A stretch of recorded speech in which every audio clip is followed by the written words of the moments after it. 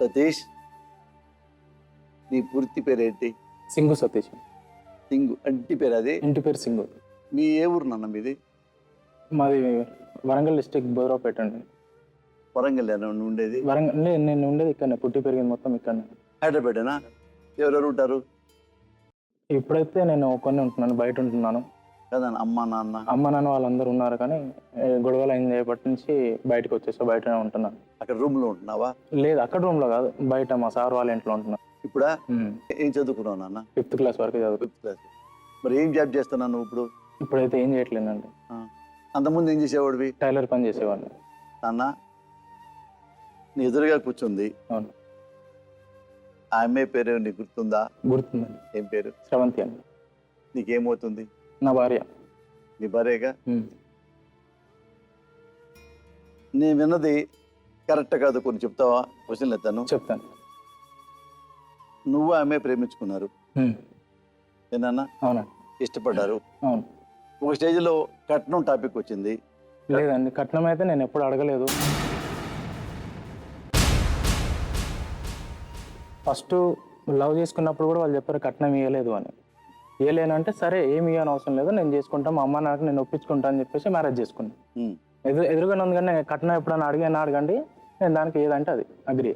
కట్నం నేను ఎప్పుడు కూడా అడగలేదు. మరి నువ్వు 50,000 తీసుకున్నావు, మరి అది ఏదో ఖర్చుల కోసం తీసుకున్నాను. అది వాళ్ళు ఇష్టపూర్వకంగానే ఇచ్చారు, నేను తీసుకున్నది ఏం లేదు, వాళ్ళు ఇష్టపూర్తిగానే ఇచ్చారు. మరి అగ్రిమెంట్ రాపించుకున్నారు, 50,000 అగ్రిమెంట్ ఎందుకు రాపించుకున్నారు? నీకు న్యాయం అనిపించిందా? సరే సార్, నేను చేసిన తప్పే, నేను ఒప్పుకుంటున్నాను. నేను మళ్ళీ అయితే నేను అడగలే కదా సార్. నేను కాదన్న, అసలు నువ్వు నిజంగా ఆ అమ్మాయిని ప్రేమిస్తే, ఆ అమ్మాయి నిజంగా నేను ప్రేమిస్తే అసలు గొడవలు ఎందుకు అవుతాయి? ఈ కట్నం గొడవ లేకపోతే? కట్నం గొడవ కాదండి. నువ్వు చెప్పు నేను వింటా. ఓకే. 3 నెలలు నా దగ్గర ఉందండి. 3 నెలల తర్వాత వాళ్ళ ఇంటికి వెళ్ళిపోయింది, రాలేదు.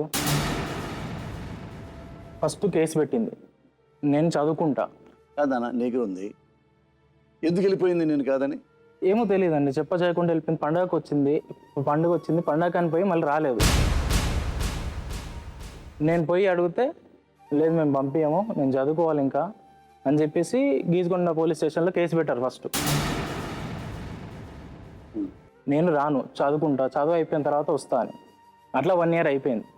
1 year అయిపోయిన తర్వాత చదువుకుంటలేదని తెలిసిన తర్వాత మళ్ళీ పోయి అడిగితే లేదు నాకు ఇప్పుడు హెల్త్ బాగాలేదు, నేను ఇప్పుడు రాను అని చెప్పేసి మళ్ళీ వేరే సుబేదారి మహిళా పోలీస్ స్టేషన్లో మళ్ళీ కేసు పెట్టింది, నన్ను కొడుతున్నారు, అరెస్ట్ చేస్తున్నారు అని చెప్పేసి. అప్పుడు నువ్వే కొట్టలేదు? అసలు కొట్టలేదు.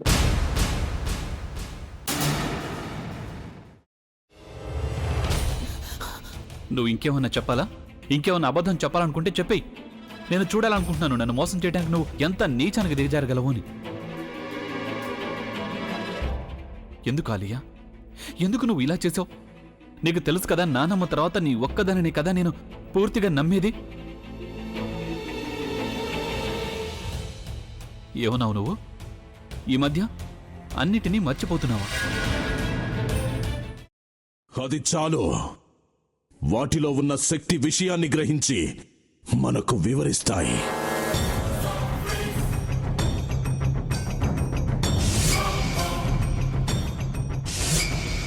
ఎవరు ఆ దండ విప్పొద్దు, గది తలుపులు తెరవద్దు.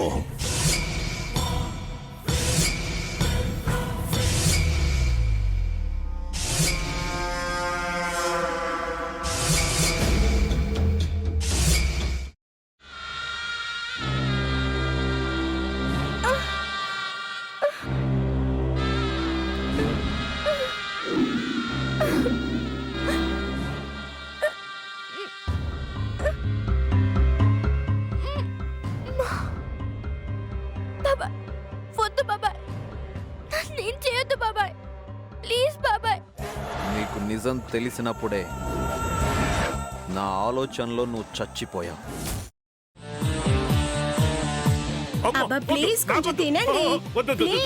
భీమారావు గారు, మీరా? ఇగో మీరా కాదు, సక్కుబాయ్. అవును, మీ పనామే లేచిపోయిందని చెప్పి కంప్లైంట్ ఇచ్చినావు కదా. రేయ్, ఆయన కంప్లైంట్ ఇచ్చింది లేచిపోయిందని కాదు, కనిపించడం లేదు అని. అట్లానా? సరే మేడం. ఇడియట్. ఆ వంట మనిషి పేరేంటన్నారు? రత్తాలు మేడం. ఏం పెద్ద మంచి, నీ వంట మంచిని కూడా మేడం అని పిలుస్తావా? రేయ్ హాఫ్ బ్రెయిన్